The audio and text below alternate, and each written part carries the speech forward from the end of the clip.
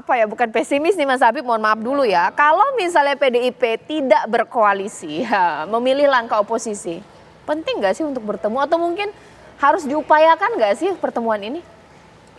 Pertemuan itu sesuatu yang baik ya, kayak kata Mas Seno, kayak kata Pak Jokowi ya.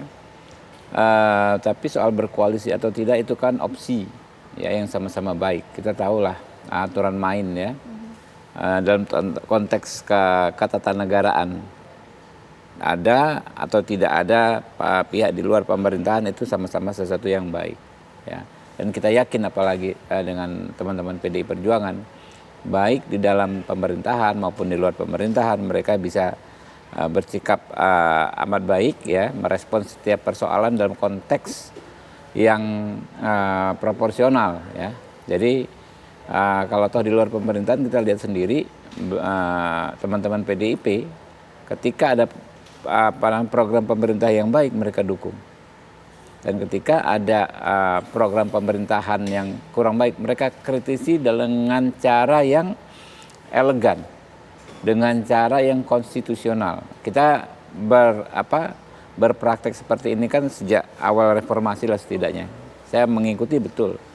Dulu zamannya Pak SBY presiden ya kan ya, Pak Taufik Kimas almarhum masih ada, beliau selalu mewanti-wanti. Kita merespon kebijakan-kebijakan pemerintah ini dengan elegan. Kita nggak mau menolak dengan cara misalnya melakukan sesuatu yang sifatnya ke arah sabotase misalnya. Nggak begitu. Kita tunjukkan sikap politik tapi kita tidak mengganggu jalannya pemerintahan. Jadi kami confidence, kami optimis ya, apapun pilihan politik teman-teman PDI Perjuangan nggak akan ada satu opsi yang sifatnya membebani pemerintahan yang akan datang, nggak akan, apalagi mengganggu, nggak akan. Jadi sikap mereka ya di luar pemerintahan pasti tetap mensupport dalam konteks sistem yang besar ya, dalam konteks yang lebih holistik ya. Tapi kalau di dalam pemerintahan pun mereka juga nggak akan sungkan menyampaikan kritikan-kritikan yang ikut membangun. Kurang lebih begitu. Oke. Jadi mau ada koalisi atau tidak ada koalisi nggak masalah ya Mas Agung. Tapi setuju nggak sih? Karena gini, Pak Prabowo pasti sibuk sekali. Ibu Mega juga sama sibuknya. Kalau memang Mas Agung, pertemuan ini bukan mengindikasikan bahwa PDIP bergabung dalam koalisi, sebenarnya pertemuan ini juga nggak ada pertemuan juga nggak apa-apa, toh tidak ada pertengkaran atau hubungan yang buruk antara kedua tokoh ini. Bagaimana menurut Mas Agung? Iya, kalau indikasi pertama ada pertemuan itu kita lihat kemarin waktu pelantikan DPR RI ya, kemudian pemilihan pimpinan DPR RI, Undang-Undang MD3 itu aman. Udah dikasih begitu ya? Tidak ada utak-atik, aman nih, diamanin nih. Gitu. Nah setelah itu selesai, berikutnya kita masuk ke masa pelantikan presiden nanti, dan diantara itu katanya tanggal 15 Oktober ada lagi Bang yang lewat dikit. Apa itu Bang? Siapa? Pemilihan ketua MPR kemarin yang support full itu PDI Perjuangan. Nah, mensupport full Pak Ahmad Muzani. PDI Perjuangan. Kita lihat doorstopnya itu. Tadinya saya mau ngomong tuh, menyampaikan apa yang dihasilkan dalam rapat gabungan bahwa kita sepakat mendukung Pak Ahmad Muzani.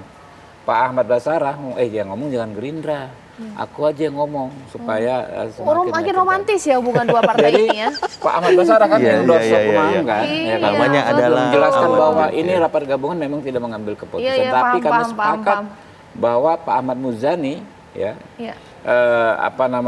Sebagai ketua MPR yang akan kami pilih. Ini sebetulnya kalau dalam konteks politik nggak perlu ngomong begitu kan.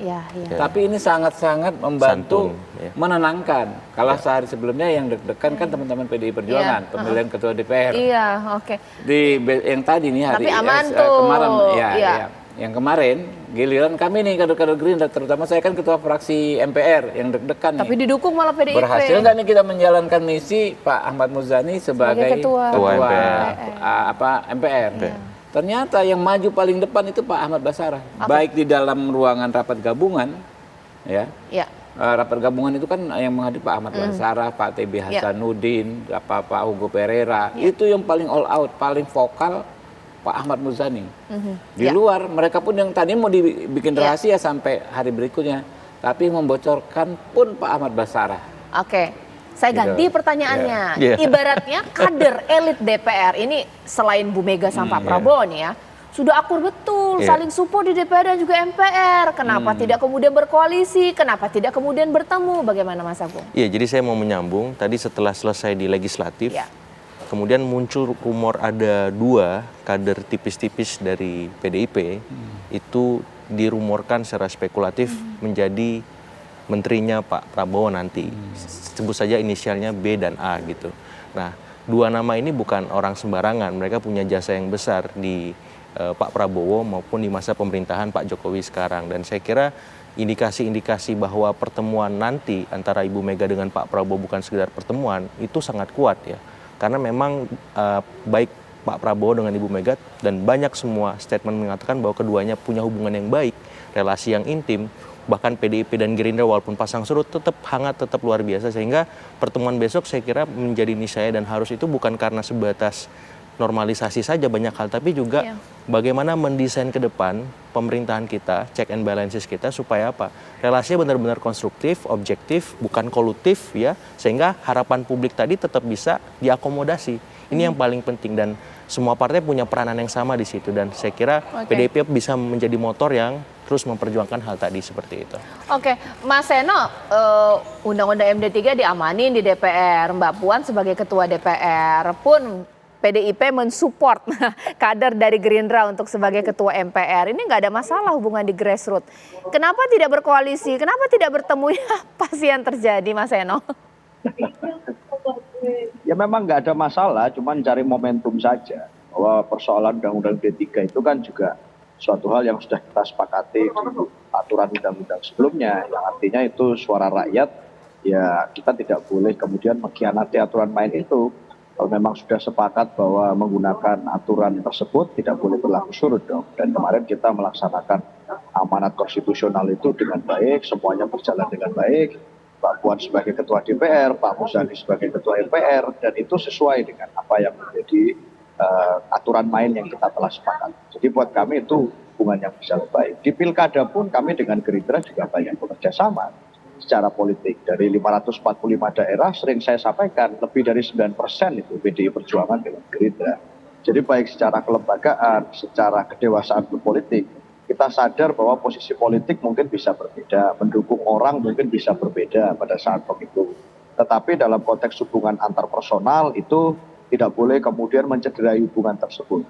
Jadi kalau bicara pertemuan ini, saya rasa selain bicara sebagai pertemuan pertama pasca pemilu, ini juga bicara sebagai suatu simbol yang seperti saya sampaikan, ini Ketua Umum Partai Pemenang Pileg dengan Ketua Umum Partai Pemenang Pilpres dan pasca pemilu belum bertemu. Secara simbol ini sesuatu yang positif sekali. Tinggal ditentukan momentum dan timing yang tepat. Sebentar lagi sudah pelantikan presiden baru dan kalau membaca cuaca politiknya sebentar lagi artinya banyak yang mengatakan bahwa pertemuan akan terjadi sebelum pelantikan.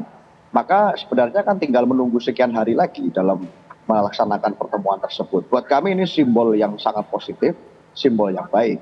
Tetapi bahwa apakah ini akan menentukan berdasarkan pertemuan ini, apakah PDI Perjuangan akan ada di dalam atau di luar pemerintah, saya rasa partai punya aturan main sendiri. Dalam konteks partai sebagai lembaga, penentuan itu kan letaknya ada di Kongres yang baru akan dilaksanakan di bulan April 2025. Tetapi apakah salah kemudian kita sebagai partai pemenang Pileg menyampaikan pandangan-pandangan misalnya tentang bagaimana sebaiknya pemerintahan ke depan dibangun, bagaimana misalnya dalam konteks regulasi dan kebijakan, bagaimana misalnya negara harusnya meletakkan garis-garis besar haluan negara yang baik sehingga pembangunan itu visioningnya tidak hanya 1-2 tahun tetapi 5 tahun, 10 tahun, 15 tahun ke depan ada visi. Hal-hal semacam itu kan high konteks politik yang menurut saya akan bisa terjadi apabila pertemuan antara Bu Mega dan Pak Prabowo ini berlangsung dengan gayeng sebagaimana yang kita semua harapkan. Oleh karena itu saya rasa terlalu dini untuk membahas bagaimana posisi politik PDI Perjuangan karena pembahasan mekanismenya ada di Kongres nanti yang masih akan berlangsung. Tetapi bahwa yang pasti kita ingin memberikan pemikiran yang terbaik dalam konteks sebagai rekan mitra ataupun rekan kritis itu nanti pasti akan kita laksanakan fungsi itu sebagai partai politik. Itu Mbak Caca. Oke, iya, nanti sesaat lagi saya mau todong kepada dua narasumber saya karena kan sempat Mbak Puan mengatakan sudah disiapin nasi goreng nih di Tuku Umar. Kalau nasi goreng udah digoreng itu nggak bisa lama-lama. Apakah dalam waktu dekat ini akan ada pertemuan? Apakah mungkin juga di Hambalang sesaat lagi pemirsa di Apa Kabar Indonesia Malam?